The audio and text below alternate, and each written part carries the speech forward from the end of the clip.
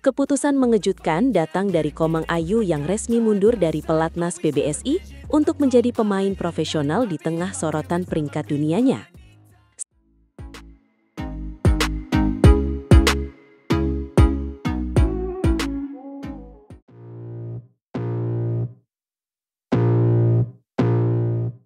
Sebuah kabar yang benar-benar menggegarkan jagat bulu tangkis tanah air baru saja datang.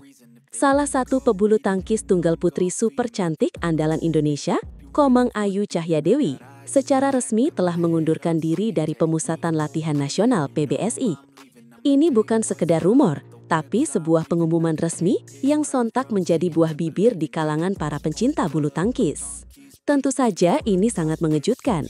Komang Ayu selama ini dikenal sebagai salah satu talenta muda yang digadang-gadang akan menjadi penerus para legenda tunggal putri Indonesia. Keputusannya untuk keluar dari sistem yang telah membesarkan namanya dan memilih untuk meniti karir sebagai pemain independen atau jalur profesional adalah sebuah langkah yang sangat berani dan penuh resiko. Pengumuman resmi ini disampaikan langsung oleh Persatuan Bulu Tangkis Seluruh Indonesia atau PBSI melalui akun Instagram resmi mereka di @badminton.ina. Dalam unggahan tersebut, PBSI tidak hanya mengonfirmasi kepergian Komang, tetapi juga menyampaikan ucapan terima kasih atas seluruh dedikasi yang telah diberikan oleh sang atlet selama berada di pelatnas. Benar, dalam postingan yang dikutip pada hari Minggu tanggal 7 September tahun 2025, PBSI menulis, PBSI mengucapkan terima kasih atas dedikasi Komang selama berada di pelatnas dan mendoakan yang terbaik untuk perjalanan berikutnya. Sebuah pesan perpisahan yang singkat namun penuh makna menandai berakhirnya sebuah era bagi Komang di Cipayung. Tentu kita harus melihat kembali kiprah dan perjalanan Komang selama menjadi bagian dari keluarga besar pelatnas PBSI. Ia bukanlah pemain tanpa prestasi. Komang telah menorehkan beberapa pencapaian penting yang membanggakan nama Indonesia di kancah internasional. Ia adalah bagian krusial dari tim bulu tangkis Indonesia yang berhasil mencetak sejarah dengan meraih medali emas di ajang Asia Mixed Team Championships tahun 2025. Jangan lupakan juga perannya yang sangat vital di tim putri Indonesia yang berhasil membawa pulang medali perak di ajang supremasi bulu tangkis beregu putri, Piala Uber tahun 2024. Itu adalah pencapaian yang luar biasa, mengembalikan harapan pada sektor tunggal putri kita. Di level Asia Tenggara, pada SEA Games 2023, atlet kelahiran Buleleng, Bali pada tanggal 21 Oktober 2002 ini juga berhasil mengalungkan 2 medali. Betul sekali, 2 medali berhasil ia bawa pulang dari Kamboja. Medali perunggu ia raih dari nomor perorangan tunggal putri dan medali perak ia dapatkan dari kategori beregu putri.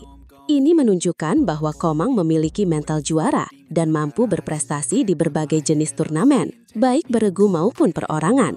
Namun di balik semua kilau prestasi itu, ada sisi lain yang mungkin menjadi salah satu faktor pendorong keputusannya. Anda benar, jika kita melihat performanya dalam beberapa turnamen individual terakhir, memang terlihat ada sebuah tren penurunan. Komang Ayu seringkali harus tersingkir di babak-babak awal, sebuah hasil yang tentu tidak memuaskan bagi atlet sekelasnya dan juga bagi para penggemar. Salah satu contohnya adalah di ajang Macau Open 2025, di mana langkahnya terhenti prematur. Penurunan performa ini tentu menjadi sebuah teka-teki. Apakah ini disebabkan oleh tekanan internal, persaingan yang semakin ketat, atau mungkin ada faktor lain di luar lapangan? Dan ini membawa kita pada pertanyaan penting lainnya. Bagaimana sebenarnya posisi Komang Ayu di mata dunia saat ini? Mari kita bedah peringkat BWF terbarunya. Berdasarkan data peringkat terbaru yang dirilis oleh Federasi Bulu Tangkis Dunia atau BWF, Komang Ayu Cahyadewi saat ini menempati posisi ke-42 dunia. Peringkat ini mungkin terdengar tidak terlalu buruk bagi sebagian orang, namun dalam konteks persaingan elit dunia, ini adalah posisi yang cukup menantang, terutama bagi seorang pemain yang memutuskan untuk berjalan di jalur independen. Peringkat 42 dunia itu menempatkannya sebagai tunggal putri terbaik ketiga di Indonesia. Ia berada di bawah 2 seniornya yang sudah lebih dulu menancapkan kuku di jajaran top dunia. Putri Kusumawardhani atau yang akrab disapa Putri KW berada di peringkat ke-7 dunia. Sementara andalan utama kita, Gregoria Mariska Tunjung, kokoh berada di peringkat ke-8 dunia. Ini adalah sebuah gambaran yang jelas tentang peta kekuatan tunggal putri Indonesia saat ini. Keputusan Komang untuk menjadi pemain profesional kini benar-benar akan membuka sebuah lembaran baru yang penuh tantangan dalam karirnya. Di luar pelatnas, ia harus mengatur segalanya sendiri, mulai dari jadwal turnamen, pelatih, hingga pendanaan. Sebuah jalan terjal yang membutuhkan determinasi luar biasa. Banyak yang bertanya-tanya, apa yang akan terjadi selanjutnya? Apakah Komang akan bersinar lebih terang di jalur independen, bebas dari tekanan sistem, atau justru sebaliknya? Ini adalah pertaruhan besar, namun langkah ini juga bisa menjadi inspirasi bagi atlet lain, menunjukkan bahwa ada jalan lain di luar pelatnas untuk meraih mimpi. Kita hanya bisa mendoakan yang terbaik untuk Komang Ayu. Tepat sekali, perjalanan karirnya akan menjadi sorotan utama. Apakah ia akan mampu merangkak naik dari peringkat 42 dunia dan membuktikan bahwa keputusannya adalah langkah yang tepat? Hanya waktu yang akan menjawabnya. Satu hal yang pasti, dunia bulu tangkis Indonesia akan selalu mendukung perjuangannya. Semoga sukses Komang Ayu di babak baru petualanganmu.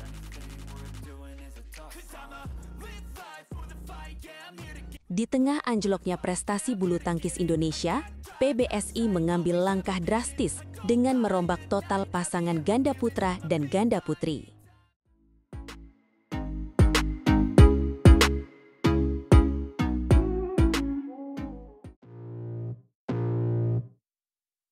Halo para pecinta bulu tangkis Indonesia, selamat datang kembali di channel kami. Hari ini, kita akan membahas topik yang sedang sangat panas dan menjadi perbincangan di seluruh komunitas badminton tanah air. Di tengah anjloknya prestasi bulu tangkis Indonesia, PBSI mengambil sebuah langkah yang sangat drastis dan berani, merombak total pasangan di sektor ganda. Benar sekali, langkah ini menimbulkan tanda tanya besar bagi kita semua. Apakah ini akan menjadi solusi jitu yang membangkitkan kembali kejayaan kita? Atau jangan-jangan ini hanyalah sebuah ilusi, sebuah kepanikan sesaat?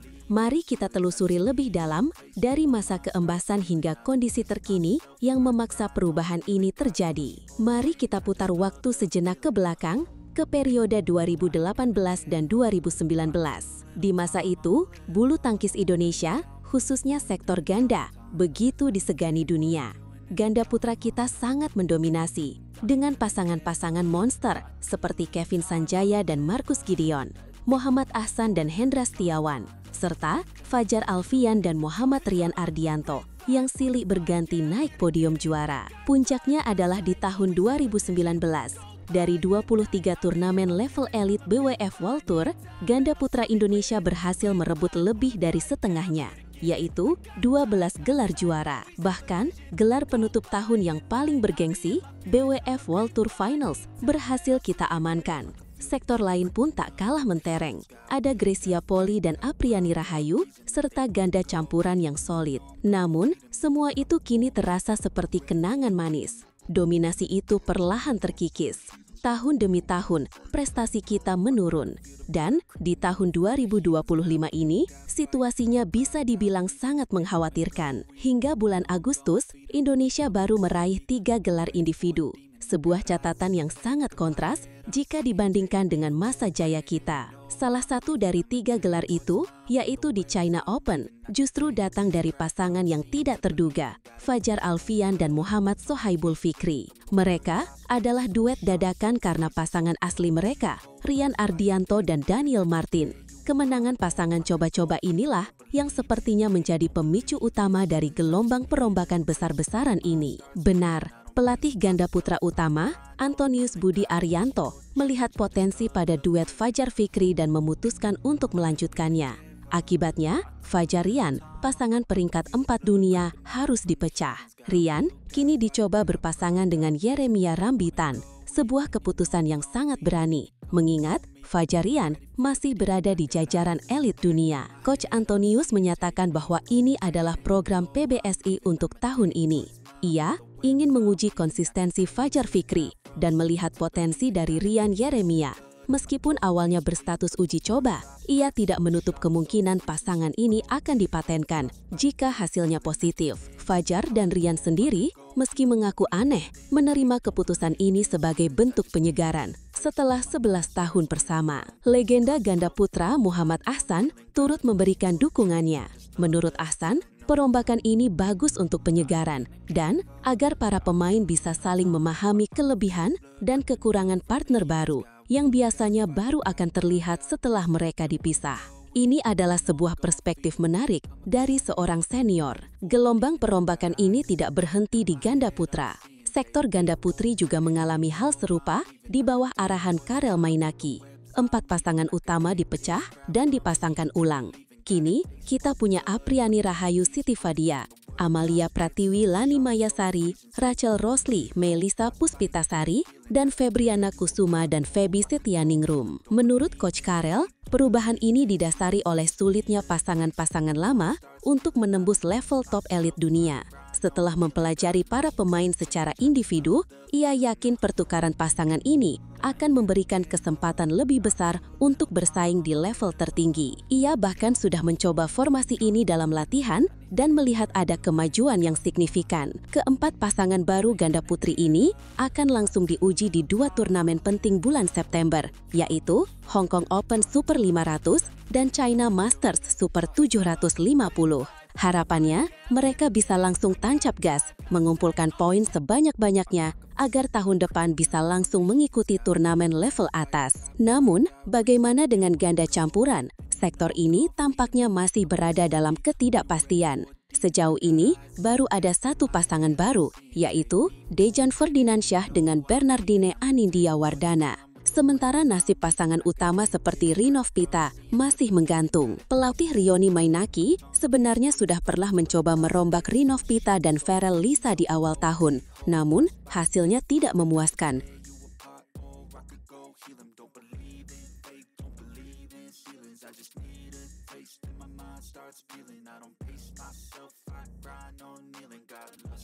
Debut impresif Alwi Farhan di kejuaraan dunia sukses mengantarkannya menembus peringkat 22 besar dunia dan menjadi ancaman serius.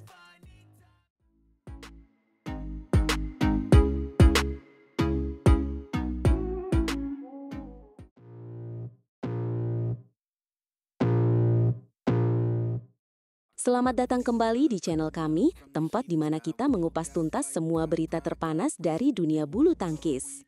Hari ini, ada satu nama yang sedang menjadi buah bibir di kalangan pecinta olahraga tepok bulu tanah air. Seorang pemuda yang baru saja membuat gebrakan luar biasa di panggung dunia. Benar sekali, kita akan membahas tentang Alwi Farhan, sang bintang muda yang sinarnya semakin terang. Dalam rilis peringkat terbaru Federasi Bulu Tangkis Dunia atau BWF per tanggal 2 September, nama Alwi Farhan berhasil naik 1 strip, menempatkannya di posisi 22 dunia.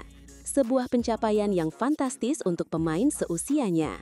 Angka 22 ini bukan sekedar angka kawan, ini adalah sebuah pernyataan. Pernyataan bahwa regenerasi tunggal putra Indonesia berjalan di jalur yang benar. Lompatan ini adalah buah dari kerja keras dan performa impresifnya di kejuaraan dunia 2025 beberapa waktu lalu. Betul, meskipun ini adalah debutnya, penampilan Alwi sama sekali tidak terlihat seperti seorang pemula. Ia tampil tanpa beban, penuh percaya diri, dan berhasil menunjukkan kepada dunia bahwa ia adalah ancaman yang patut diperhitungkan. Ia berhasil melaju hingga babak ketiga, sebuah hasil yang melampaui ekspektasi banyak pihak. Di babak ketiga itu, ia harus berhadapan dengan lawan yang super berat, sang juara bertahan asal Thailand, Kunlavut Vititsarn. Banyak yang mengira Alwi akan kalah mudah, tapi apa yang terjadi di lapangan justru sebaliknya. Alwi memberikan perlawanan yang membuat seluruh stadion menahan nafas. Pertarungan itu benar-benar epik. Alwi memaksa Kunlavut bermain hingga rubber game dengan skor yang sangat ketat. 18-21, 21-18, dan 20-22. Kalah dengan selisih hanya 2 poin dari seorang juara bertahan di debut kejuaraan dunia, itu adalah sebuah kemenangan mental bagi Alwi. Namun, jangan lupakan momen yang menjadi sorotan utama. Momen di babak kedua yang benar-benar mengukuhkan status Alwi sebagai giant killer. Ia berhadapan dengan unggulan ke-12 dari Taiwan, Lin Chunyi, pemain yang jauh lebih berpengalaman dan diunggulkan. Dan Alwi menumbangkannya. Tidak tanggung-tanggung, ia menang dalam 2 game langsung, 21-17 dan 22-20. Kemenangan ini bukan hanya sekedar kejutan, tapi juga sebuah pesan kuat. PBSI bahkan secara terbuka memberikan apresiasi, menyebutnya sebagai bukti kematangan dan progres signifikan Alwi. Salah satu pelatih tunggal putra PBSI mengatakan bahwa Alwi telah menunjukkan kesiapan mental dan teknis di level tertinggi. Ini bukan lagi soal potensi, tapi soal bukti nyata di lapangan. Mentalitas seperti inilah yang kita butuhkan untuk kembali merajai panggung tunggal putra dunia. Ini adalah modal yang sangat penting untuk target jangka panjang. Sementara Alwi bersinar, bagaimana dengan para seniornya? Jonathan Christian atau yang akrab kita sapa Jojo, posisinya masih sangat stabil. Ia kokoh berada di peringkat kelima dunia dengan 79.314 poin setelah berhasil mencapai babak perempat final di kejuaraan dunia. Konsistensi Jojo memang patut diacungi jempol. Ia menjadi jangkar bagi tunggal putra Indonesia di jajaran elit dunia. Namun, ada kabar baik lainnya dari Anthony Sinisuka Ginting. Meskipun langkahnya terhenti di babak pertama kejuaraan dunia, Ginting justru mengalami kenaikan peringkat yang signifikan. Benar, Ginting naik 9 tingkat ke peringkat 65 dunia dengan 23.510 poin. Ini adalah sinyal positif bahwa Ginting perlahan tapi pasti mulai menemukan kembali ritme permainan terbaiknya setelah melewati masa pemulihan yang cukup menantang. Kita semua merindukan aksi-aksi magisnya di lapangan. Di puncak piramid, dominasi masih belum terpatahkan. Shi Yuqi dari Tiongkok duduk nyaman di singgasana peringkat 1 dunia dengan koleksi 110.397 poin. Ia diikuti oleh Anders Antonsen dari Denmark di posisi ketiga dan Kun Lafut Vititsarn. Persaingan di papan atas memang luar biasa ketat. Kembali ke Alwi Farhan, dengan usianya yang baru menginjak 20 tahun dan performa yang terus menanjak, ia kini digadang-gadang menjadi tulang punggung baru tunggal putra Indonesia di masa depan. Beban itu mungkin berat, tapi melihat semangat juangnya, kita punya alasan untuk optimis. Target untuk menembus jajaran 20 besar dunia kini bukan lagi sekedar mimpi di siang bolong.